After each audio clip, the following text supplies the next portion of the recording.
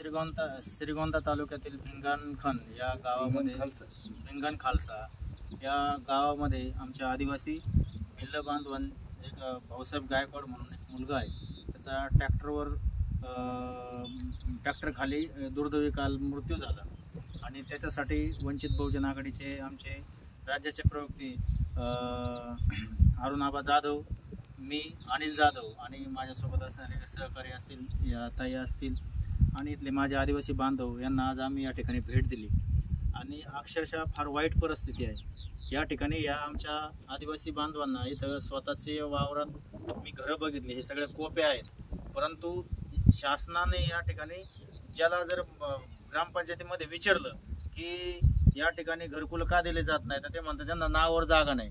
आता इथं शेती नावावर असताना स्वतःची जागा असताना यांना घरं नाही दिलेले.